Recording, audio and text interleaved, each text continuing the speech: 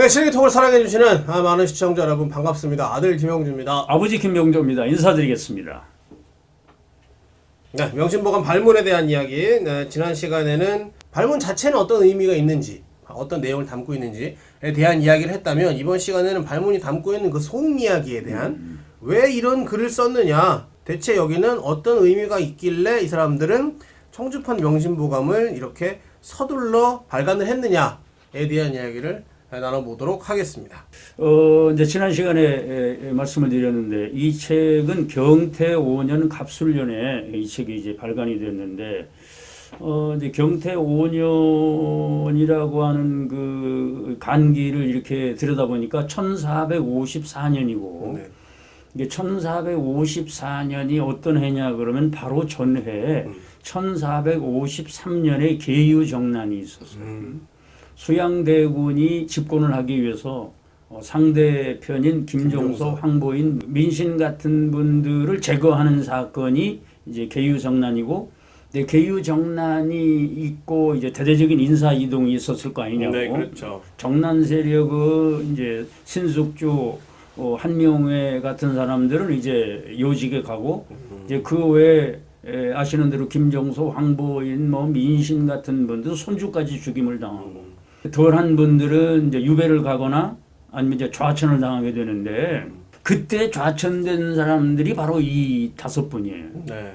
그걸 어떻게 좌천이 된 걸 알 수 있었느냐? 내가 이제 이거를 연구하게 된 계기가 뭐냐면, 그럼 명심보감을 민건이라는 분이 지시를 해서 감사 민상국이 사역 광포하여, 그러니까 감사 민상국이라는 분이 사사로이 이 책을 반포하고 싶어서 책을 만들게 됐다. 이래서 그럼 민건이라는 분이 어떤 분이냐 이렇게 이제 알고자 해서 이제 중앙도서관에 가가지고 여흥민 씨 족보를 보니까 민건이라는 분이 어떤 분이냐면 민재, 민양, 민계가 있는데, 민재는 바로 원경왕후, 태종대왕의 장인이 바로 민재.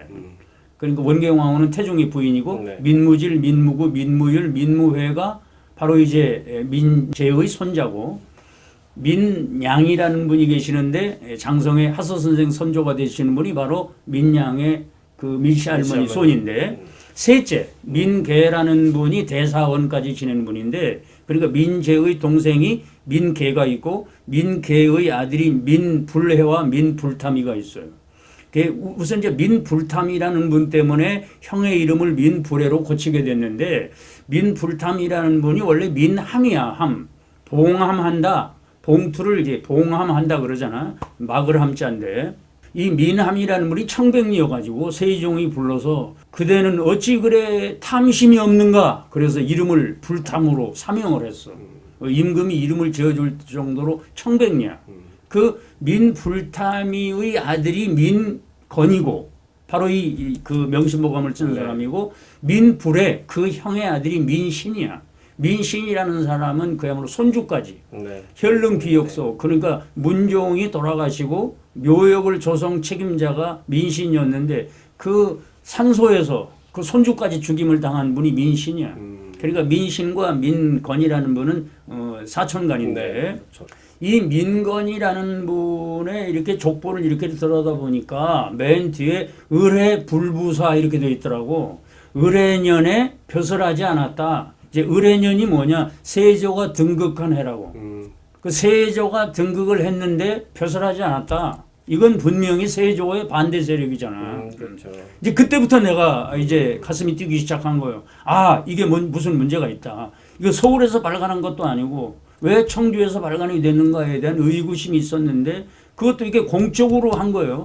그리고 이제 연구하는 과정에 중부대학의 김동환 교수님, 문헌정보학자신데, 발문에 보면 이렇게 이름이 이게 한 줄 한 줄 이렇게 돼 있어. 한 줄 한 줄. 한 줄 한 줄 돼 있는 거는 그 양반의 연구에 따르면은 각자 자기 이름을 걸고 했다는 거예요. 그러니까 이 5사람이 자기 이름을 걸고 이 책을 쓴 거예요. 그러니까 우선 민건이라고 하는 분은 그렇게 강직해. 나중에 조선왕조실록을 보고도 내가 또 이제 야, 이거 내가 잘못 짚었다라고 생각을 했는데, 세조 이후에 또 벼슬을 했더라고. 족보에는 의뢰 불부사로 나와 있는데, 근데 아마 마지못해서 하신 것 같아. 그거는 이제 그 족친이고 외갓집으로 가까운 집안이고 민 씨들이 그때 별로 없었어. 그래서 특별히 아마 그렇게 위에는 가지 않은 것 같은데 시호가 장절공이야. 아주 절개가 있다 해서 장절공이라는 시호를 받은 분이 민건이야.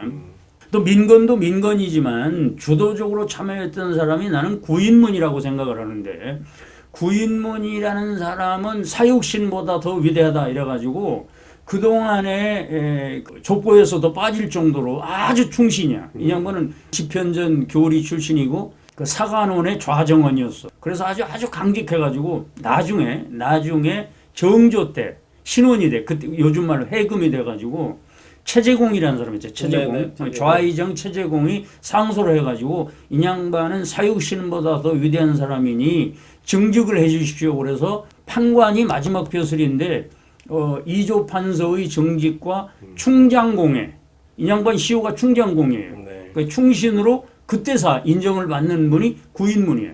나는 주도적으로 이 책을 만드는데 참여한 분이 구인문이라고 생각을 해. 근데 이 사람은 청주에 계셨어. 민건이라는 분은 관찰사이기 때문에 그때는 관찰사가 어디에 있었느냐? 충주에 있었다고. 그러니까 예를 들어서 전라도 관찰사 그러면은 관찰사는 전주에 있고 나주 목사는 나주에 있다고. 네, 떨어져 그쵸, 있다고. 그쵸. 근데 이 책은 청주에서 발간을 했다고. 그러니까 지시만 했을 뿐이지 가장 주도적으로 했던 분이 세 사람이라고 생각을 해. 청주 목사 황보공, 그 다음에 판관 구인문, 유학교수관 유득화. 유득화라는 사람은 교육 담당 과장이라고 생각하면 돼.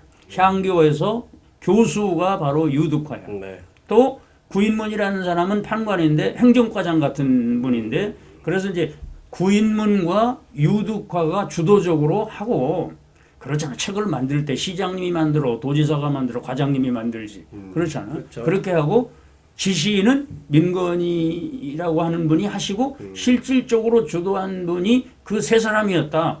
그 중에 한 분이 청주 목사 황보공은 어떤 분이냐? 황보인이 족하고 이 사람이 어떤 그 내력이 있냐면 수양대군이 중국의 명나라의 고명사은사로 가요. 고명사은사라는 게 뭐냐? 단종이 임금님이 됐으니 허락해 주세요. 허락을 네. 받아야 돼. 그래야 임금 도장을 딱 찍어줘야 왕이 되는 거예요. 이제 웃기는 나라였어. 그때 세조가 가잖아. 그때 신숙주도 함께 따라가지. 신숙주가 함께 가면서 이제 그때 이제 회유했다 이런 소리 있는데 갔다 왔어. 수양대군이 명나라에 다녀왔어.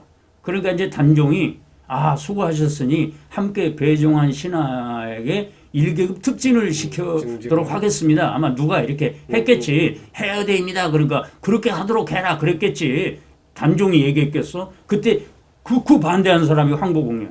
아니 왕의 숙부라고 하더라도 신하일 뿐인데 신하가 나라를 위해서 중국에 갔다 온 일이 무슨 큰일이라고 왜 배종한 신하에게 1계급 특진을 합니까? 받아버린 사람이 황보공이에요.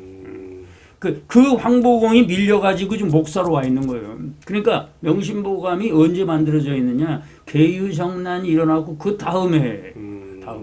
그리고 그 다음 해에 세조가 등극을 해요. 그렇죠. 아주 민감한 시기라는 거예요. 그래서 서둘렀다는 거예요.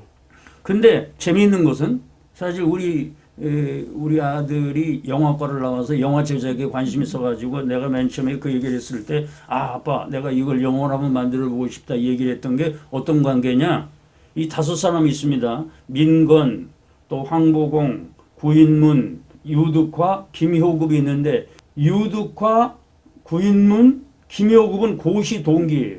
세종 23년에 있었던 식년문과 동기생이고 또 황보공과 구인문과 김효급이는 사관원에 같이 근무했던 사람이에요. 황보공이는 좌사관, 구인문은 좌정원, 김효급이는 우정원. 잘 아시다시피 사관원이라는 데가 어디 있느냐? 목숨 걸어놓고 이렇게 간하는 데가. 그래서는 아니 됩니다 하는 데가 사관원이에요. 이 간관 3명이 한 곳에 머물러 있고 또 이쪽으로 3사람이 고시 동기고 민건이라고 하는 분은 그러한 가문으로 보나 본인의 성품으로 보나 이 양반은 아버님도 청백리 장인 어른도 청백리예요. 최사이라는 분. 그래서 저는 그렇게 보는 겁니다. 아주 강직한 이 5분이 땅에 떨어진 인륜 도덕. 그래서 어찌 해가 경길이요. 그것이 인륜 도덕이 없어진다는 게 가능하겠습니까? 이 책이 있는데 이 말이에요. 그래서 땅에 떨어진 인륜 도덕을 다시 교육을 통해서 일으키고자 하는 마음으로 목숨을 걸고 그래서 이렇게 줄을 달리했다는 거예요. 내가 여기 주도적으로 참여합니다. 이런 뜻이에요. 그러니까 이건 김동환 교수의 연구 결과예요. 행을 달리했다고 하는 것은 주도적으로 참여했다고 하는 뜻이다. 이제 이거 참고해서 말씀을 드리는데 저는 그래서 이 발문을 통해서 얻은 결론이 뭐냐. 땅에 떨어진 인륜 도덕을 다시 교육을 통해서 진흥하고자 목숨을 걸고 이 책을 만들었다. 그런데 이 책을 만들고 그 뒤에 이분들을 다시 연구를 해보니까 거의가 다 조선왕조실록에 보이질 않아. 5사람 중에 소위 민건이라는 분만 나중에 이제 강원도 관찰사를 임명을 했는데 난 어머님을 모셔야 되기 때문에 갈 수 없습니다라고 하는 구절이 있을 정도로 민건이라고 하는 분. 그리고도 이 양반도 4년 후에 세상을 떠나요. 세조 5년에. 그래서 나이가 너무 많았기 때문에 유해는 가하지 않고 또 외갓집으로 같은 집안이니까 세조나 세종이나 같은 외갓집이잖아요. 네. 태종 쪽이니까. 그래서 유해를 가하지 않았을 뿐이고 이 황보공 구인문 같은 경우는 뭐 정조 때에 와서야 신원이 되기 때문에 그래서 죄인의 글을 책에 실을 수가 없어서 서문과 발문을 올리지 못했다고 보는 거예요, 나는. 왜냐? 정조 때에 와서 최재공의 상소로 구인문이라고 하는 분이 해금이 됐기 때문에 그 유명한 조의제문이라고 하는 세조를 비꼬았다고 하는 것 때문에 사화가 일어날 정도였으니까 그 세조 후손들로 조선왕조가 이어진다고. 그렇기 때문에 편집을 당했다고 보는 거예요.